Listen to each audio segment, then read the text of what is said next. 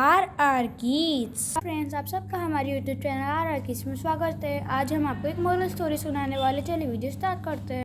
एक दिन की बात है। एक भिखारी रेलवे स्टेशन के किनारे बैठा हुआ भीख मांग रहा था। 1 रुपया दे दो बाबा, भगवान के नाम पर कुछ दे दो बाबा, 1 रुपया दे दो बाबा। वो भीख मांग रहा था तो उसे कोई 1 रुपए देता तो कोई उसे कुछ देता भी नहीं। आज उसे भीख मांगते मांगते सारा दिन बीत जाता है। तब कहीं जाकर उसे मुश्किल से 10 रुपए मिलते हैं। 1, 2, 3, 4, 5, 6, 7, 8, 9, 10। आज तो मुझे भीख भी नहीं मिली। भिखारी फिर भीख मांगने लगता है। अल्लाह के नाम पर कुछ दे दे बाबा, भगवान के नाम पर कुछ दे दे बाबा, भगवान तुम्हारा भला करेगा, भगवान तुम्हारा भला करेगा बाबा। भिखारी भीख मांगता जा रहा था पर कोई उसे भीख नहीं दे रहा था। ये नहीं कि कोई काम वाम कर लें, इन्हें तो बस भीख मांगने की आदत है। तभी एक आदमी उसके पास से जा रहा होता है। तभी वो भिखारी उसे देखकर भीख मांगने लगता है। 1 रुपया दे दो भैया, सुबह से कुछ नहीं खाया।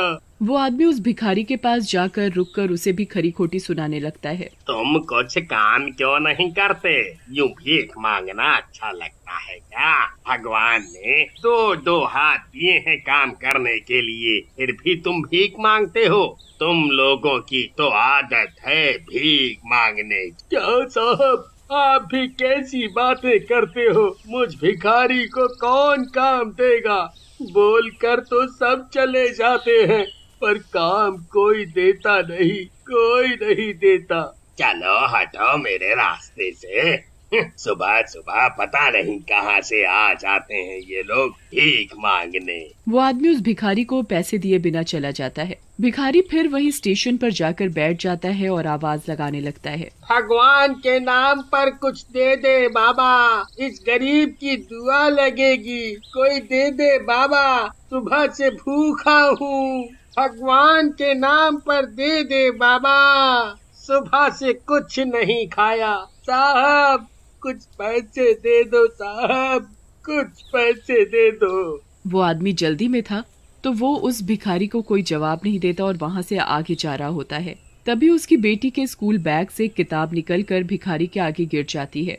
तो वो भिखारी उस लड़की की किताब उठाकर उसे देने जाता है। साहब, ये आपकी बेटी के स्कूल बैग से इंग्लिश की किताब गिर गई थी। आदमी बड़ी हैरानी से उस भिखारी को देखता हुआ। तुम्हें कैसे पता ये इंग्लिश की किताब है? साहब, इस किताब पर लिखा हुआ है। अंकल, क्या आपको पढ़ना आता है? हाँ। भिखारी उस लड़की के हाथ से किताब लेकर पढ़कर सुनाने लगता है। अंकल, आपको तो सब पढ़ना आता है, पर आप तो भिखारी हो। भिखारी उस लड़की की बात का कोई जवाब नहीं देता और चुप हो जाता है। अरे हाँ, वाकई में तुम तो पढ़े लिखे हो, फिर भीख क्यों मांगते हो? साहब, मजबूरी आदमी से क्या कुछ नहीं करा देती। मेरी भी कहानी कुछ ऐसी ही है। भिखारी उस आदमी को अपनी कहानी सुनाता है। साहब, मेरा भी एक परिवार हुआ करता था। मैं, मेरी माँ और पिताजी, हम साथ रहते थे।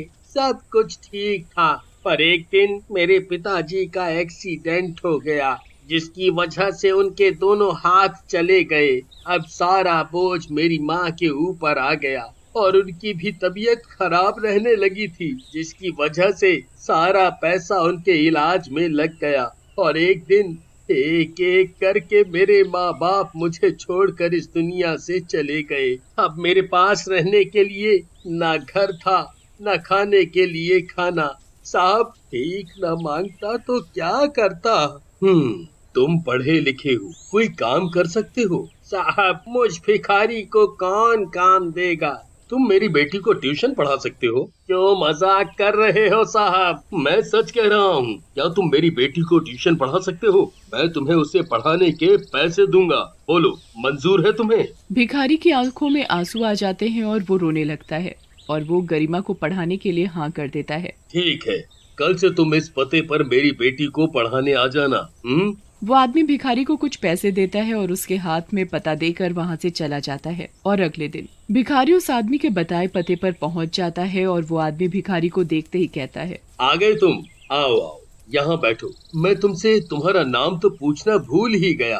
क्या नाम है तुम्हारा? रवि। रवि नाम है मेरा। और मेरा मनोहर। अच्छा तुम यहीं बैठो, मैं अभी अपनी बेटी गरिमा को लेकर आता हूँ। तभी वो अपनी बेटी गरिमा को लेकर आता है तो रवि उसे पढ़ाने लगता है। बेटा, आज मैं आपको मैथ पढ़ाऊंगा। अब तुम मैथ की किताब निकालो। गरिमा इंग्लिश और मैथ में काफी कमजोर थी। रवि गरिमा को पढ़ाना शुरू कर देता है। इसी तरह दिन बीतने लगते हैं। गरिमा भी अब पहले से इंग्लिश और मैथ में ठीक होती जा रही थी। इसी तरह गरिमा को पढ़ाते पढ़ाते 1 महीना निकल जाता है। तभी मनोहर रवि के पास आकर उसे पैसे देता है। ये लो तुम्हारी मेहनत का 1000 रुपया। हाँ, ये तुम्हारी मेहनत की कमाई है। इसी तरह रवि हर रोज गरिमा को पढ़ाता और गरिमा भी उससे बड़े शौक से पढ़ती। गरिमा दिन पर दिन पढ़ाई में होशियार होती जा रही थी, जिसे देखकर स्कूल की टीचर भी गरिमा की तारीफ करने लगी थी। और एक दिन तो गरिमा ने सबको चौंका दिया जब वो पूरी क्लास में फर्स्ट आई। पता है पिताजी, मैं पूरी क्लास में फर्स्ट आई हूँ। ये देखो मेरी रिपोर्ट कार्ड। अरे वाह, ये तो बड़ी अच्छी खबर सुनाई बेटा। मनोहर रवि को बुलाकर उसका धन्यवाद करता है और उसे बताता है कि गरिमा क्लास में फर्स्ट आई है, जिससे मनोहर उसकी फीस बढ़ा देता है। इसी तरह रवि की हालत अब धीरे धीरे ठीक होती जा रही थी। अब उसके पास गरिमा के साथ साथ और भी बच्चे पढ़ने आने लगे थे, जिसकी वजह से उसकी कमाई दिन पर दिन बढ़ती जा रही थी और उसके पढ़ाने की डिमांड भी। एक दिन की बात है, रवि बच्चों को पढ़ाते पढ़ाते कुछ सोचने लगता है। बच्चों के पढ़ने की संख्या बढ़ती ही जा रही है, क्यों ना मैं एक और कोचिंग सेंटर खोल लूं। इस कोचिंग सेंटर में बच्चे अधिक हो गए हैं, इसकी वजह से मुझे एक और कोचिंग सेंटर खोलना ही पड़ेगा। फिर रवि एक और कोचिंग सेंटर खोल लेता है, जिसकी वजह से अब रवि की कमाई और दुगनी होने लगी थी। अब उसे किसी चीज की कोई कमी नहीं थी। उसके पास रहने के लिए घर, अच्छा खाना, अच्छे कपड़े सब था। एक दिन उसके दिमाग में ख्याल आया, क्यों ना उन भिखारियों को भी मौका दिया जाए जो बेचारे किसी परेशानी या मजबूरी के कारण भीख मांग रहे हैं। जिसमें से कोई भी भिखारी जो पढ़ा लिखा हो और जो पढ़ा लिखा होने के बावजूद उन्हें कहीं काम नहीं मिल पाता, जिसकी वजह से उन्हें भीख मजबूरी में मांगनी पड़ती है। उनके पास कोई रास्ता नहीं रहता भीख मांगने के सिवा, और वो लोग इस कोचिंग सेंटर में आकर पढ़ा सकते हैं। हाँ, उन्हें भी एक नई जिंदगी शुरू करने का मौका मिल जाएगा। रवि अगले ही दिन एक विज्ञापन निकलवाता है, जिसमें लिखा होता है कि कोई भी भिखारी जो पढ़ा लिखा हो वो आकर इस कोचिंग सेंटर में पढ़ा सकता है और उसके उन्हें पैसे भी मिलेंगे। जब ये खबर भिखारियों तक पहुंचती है, तब सभी भिखारी उस विज्ञापन को पढ़कर एक दूसरे से कहते हैं, अरे सुना तुमने, अब हम भिखारियों को भी काम मिल सकेगा जिसके हमें पैसे मिलेंगे। चलो चलो चल कर देखते हैं। हाँ भैया, चलो चल कर देखते हैं। फिर 2-4 भिखारी रवि के पास जाते हैं और उसे अपने बारे में बताते हैं। बाबूजी, क्या हमें काम मिल सकेगा? एक शर्त पर, अब से तुम फिर कभी भीख नहीं मांगोगे। बाबूजी, जब हमें काम मिल जाएगा तो फिर हम क्यों भीख मांगेंगे? ठीक है, तुम अभी से काम पर आ सकते हो। तब एक एक करके भिखारी रवि के कोचिंग सेंटर में पढ़ाने लगते हैं। अब तो रवि की कमाई बहुत ज्यादा हो गई थी। अब तो वो करोड़ों का मालिक बन गया था।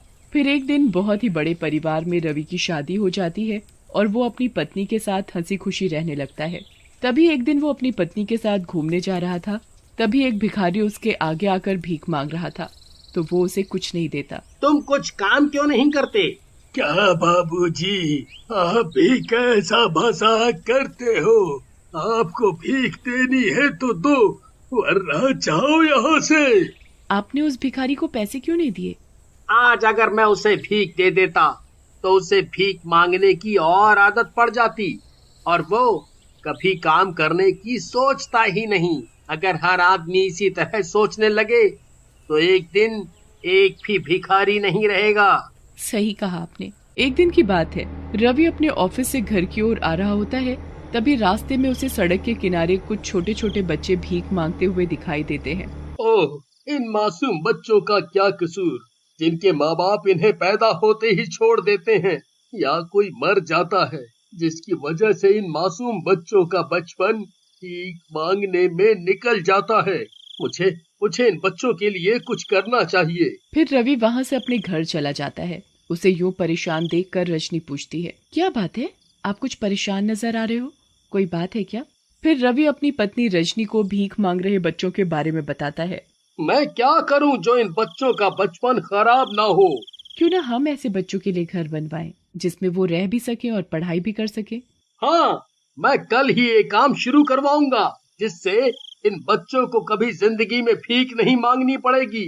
मैं इनके लिए घर और स्कूल दोनों बनवाऊंगा, क्योंकि मैं भी कभी भिखारी था। वीडियो अच्छी लगी तो प्लीज़ इसको लाइक कीजिए, ज़्यादा से ज़्यादा शेयर कीजिए और चैनल को सब्सक्राइब करना मत भूलना, जिससे हमारी आने वाली वीडियो आपको सबसे पहले पता चले। Bye bye.